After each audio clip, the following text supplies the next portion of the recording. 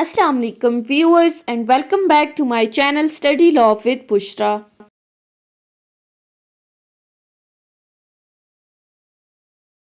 So we were discussing the topic of appeals, and in this video I am going to start from section 417 of CRPC. But before starting the discussion, I request you all to please subscribe to my channel and don't forget to press the bell icon for latest updates. Do share this video with your friends and don't forget to comment your feedback. So let's move towards the discussion. Section 417 को discuss करने से पहले अगर आपको याद हो तो हमने इससे पहले एक सेक्शन डिस्कस किया था जिसमें हमने पढ़ा था अपील अगेंस्ट कन्विक्शन, कि अगर किसी बंदे को कन्विक्ट कर दिया जाता है किसी कोर्ट की तरफ से तो उसकी अपील कहाँ होगी। आज की इस वीडियो में हम डिस्कस करेंगे appeal in case of acquittal, कि अगर किसी बंदे को कोर्ट की तरफ से रिहा कर दिया जाता है, बरियत के खिलाफ अपील कौन सी कोर्ट में होगी।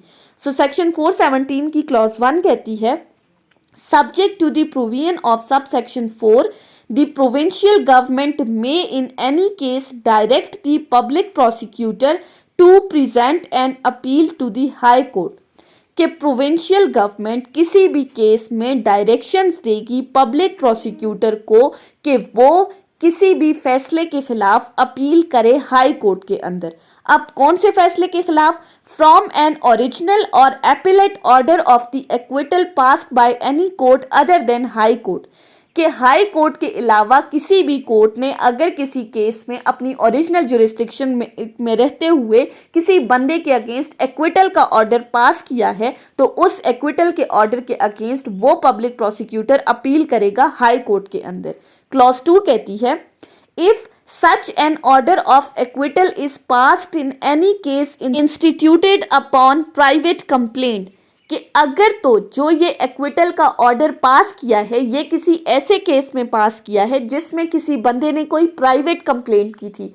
मतलब क्या हुआ, एक बंदे ने किसी दूसरे के खिलाफ कोई कंप्लेंट फाइल की और उस कंप्लेंट के नतीजे में दूसरे पर्सन के अगेंस्ट उस कोर्ट ने एक्विटल का ऑर्डर पास कर दिया।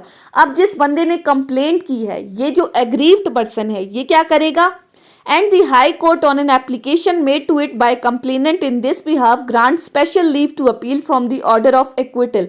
ये एग्रीव पर्सन हाई कोर्ट के अंदर पहले एप्लीकेशन फाइल करेगा लीव टू अपील के लिए, कोर्ट से इजाजत मांगेगा अपील फाइल करने के लिए।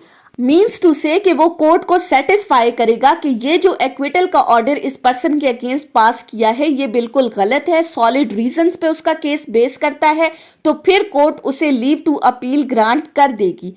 फिर अगर कोर्ट इसे यहाँ पर लीव टू अपील ग्रांट कर देती है फिर क्या होगा? The complainant may present such an appeal to high court, तो फिर उसके बाद ये कंप्लेनेंट अपनी अपील फाइल करेगा हाई कोर्ट के अंदर। फिर इसके बाद सबसेक्शन 2A क्या कहता है?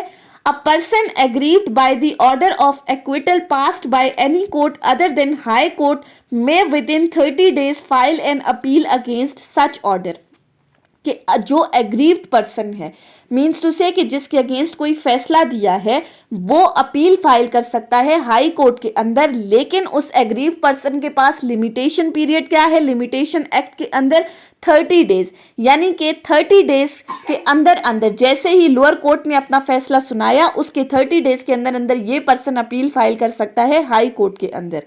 फिर सबसेक्शन 3 क्या कहता है? No appeal under subsection 2 for the grant of special leave to appeal from an order of acquittal shall be entertain. Shall का वर्ड यूज हुआ है, मैंडेटरी प्रोविजन है, by the high Court after the expiry of 60 days from the date of such order, कि अगर private complaint के नतीजे में किसी बंदे ने अपील फाइल करनी है हाई कोर्ट के अंदर, कि कंप्लेंट में अगर कोई बंदा एक्विट हुआ है और आपने उसके अगेंस्ट अपील फाइल करनी है तो आपके पास लिमिटेशन पीरियड है 60 days का।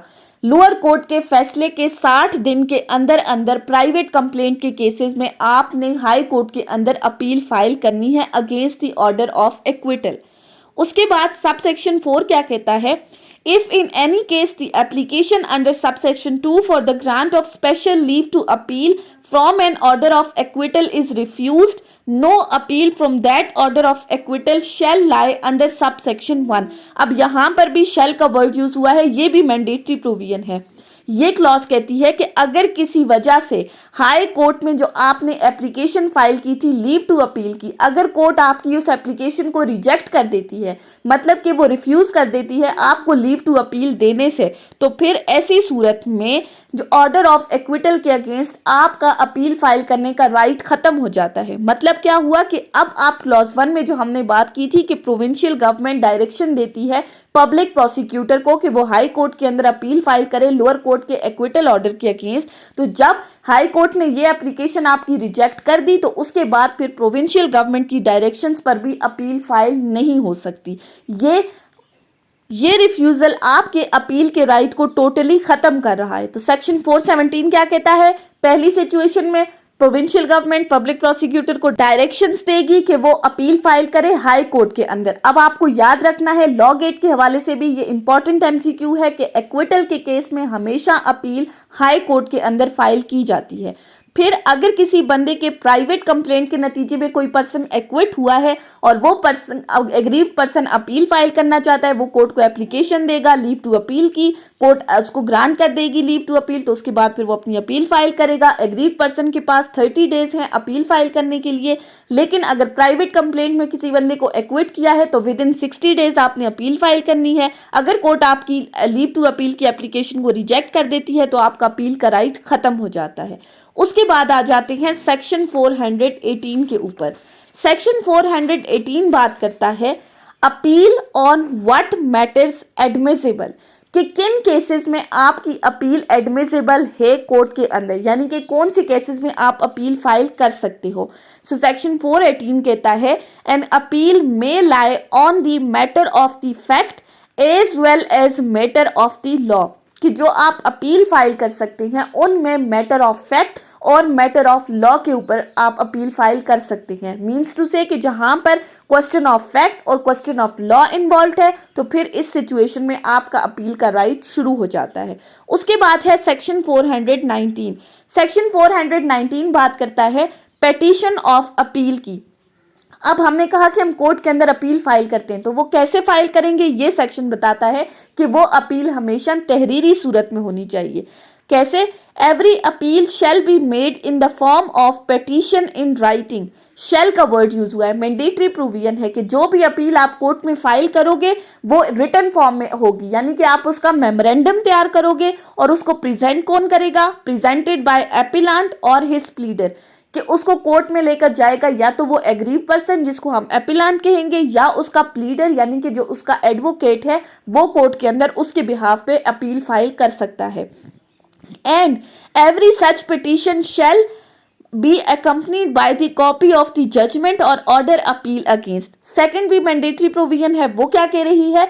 हर अपील जो आप कोर्ट के अंदर फाइल करोगे उसके साथ लोअर कोर्ट के जजमेंट या ऑर्डर की कॉपी जरूर लगाओगे। सो इस सेक्शन के अकॉर्डिंग अपील के साथ मस्ट है कि लोअर कोर्ट के ऑर्डर और जजमेंट की कॉपी जरूर लगी हो। उसके बाद आ जाते हैं सेक्शन 420 के ऊपर। सेक्शन 420 क्या कहता है? Procedure when appellant is in jail, कि अगर तो जो एपिलांट है वो जेल में है तो फिर क्या प्रोसीजर होगा अपील का? If the appellant is in jail, अगर तो एपिलेंट जेल में है, he may present his petition of appeal and the copies accompanying the same to the officer in charge of the jail, who shall thereupon forward such petition and copies to the proper appellate court। ये भी mandatory provision है कि अगर तो कोई appellant jail के अंदर है तो फिर वो अपनी पिटीशन ऑफ अपील जो है उसके साथ जजमेंट या ऑर्डर की कॉपीज लगाते हुए उसको officer in charge of the jail को देगा, और फिर ये officer in charge of the jail जब उससे उसकी पिटीशन रिसीव करेगा तो फिर उसके बाद इसे प्रॉपर एपिलेट फोरम में सबमिट करेगा। जब भी एपिलेंट जेल में है तो सारी की सारी जिम्मेदारी officer in charge of the jail पर है, वो उसको आप अपनी पिटीशन सबमिट करोगे, वो फर्दर उसको फिर कोर्ट में सबमिट करेगा। सो ये थी हमारी आज की डिस्कशन सेक्शन 417 से सेक्शन 420 के ऊपर।